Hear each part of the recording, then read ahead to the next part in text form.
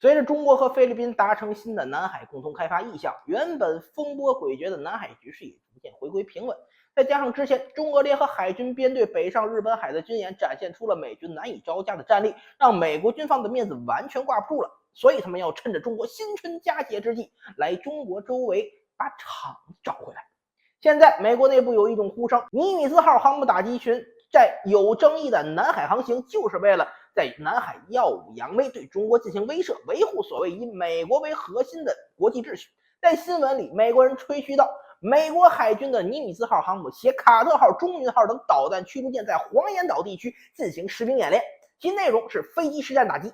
选择在这里进行实兵演练原因很明显，一来是对中国之前在关岛地区的实兵演练的回应，二来这是挑拨中非关系，想要破坏来之不易的和平，同时也向台湾岛的台独分子释放强烈的针对性信号，告诉他们美国人一直罩着，别怕。只不过有一件事情美国人不敢写在报道里，那就是中国方面对美国人的挑衅进行了强势反击。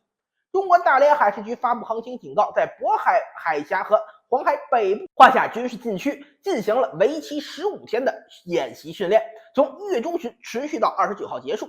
而且有一名不愿透露姓名的美国国防官员在私下告诉了 CNN 记者说，局势远没有美国新闻发布会上说的那么好。尼米兹号航母编队在进入南海的时候，就有2艘中国战舰时刻尾随。在确认到尼米兹的目的是黄岩岛之后，中国便立刻划下防空禁区，并派遣重型战斗机编队进行模拟打击。所以即便是过年，我军也没放松警惕。美国人想趁着中国过节的时候捞好处的想法再次失败。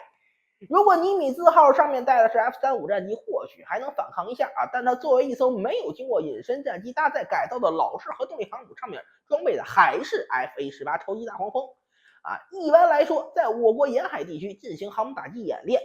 以及拦截美国航母舰载机的部队，少不了南部战区一支号称南霸天的精锐航空部队该部队装备了24架俄制苏35战机。虽说苏35性能一言难尽，但其高超的机动性在面对 F-A-18超级大黄蜂时还是占据了巨大优势。别人家的战斗机对战那叫斗狗，苏35在对付 F-A-18大黄蜂的时候那个叫遛狗。F-18大黄蜂作为一款老式舰载机，其机动性能不如装备了矢量引擎的苏35，双方交手时不超过2个盘旋就会被苏35给搞定摇尾追踪，无法甩脱。要是在实战情况下，这个格斗弹招呼上去，那必死无疑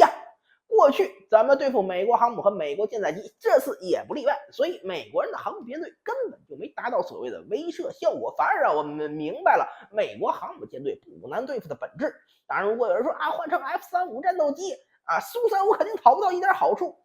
如果是在远海这么说倒也没问题，毕竟 F-35嘛，隐身战斗机，苏35最大的缺陷就是缺乏优秀的航电，在对抗隐身战机的时候难以发现。但问题是，这次你美国是深入到中国近海范围作战的呀。中国对苏35做的最大的改进之一，就是将其电子设备和我国的岸基防空雷达进行联网。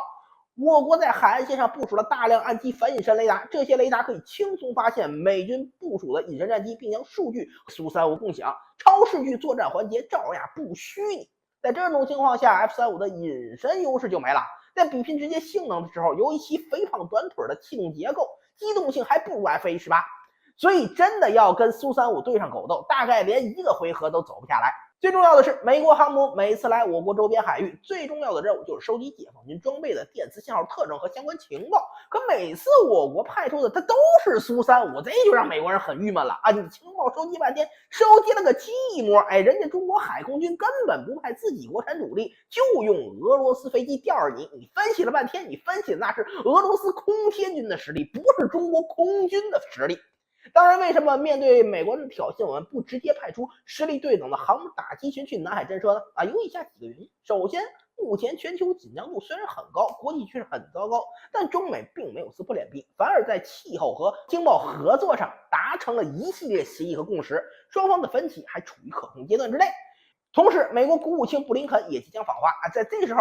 我们有必要为两国谈话创造积极条件，不能担上破坏双方谈话的责任。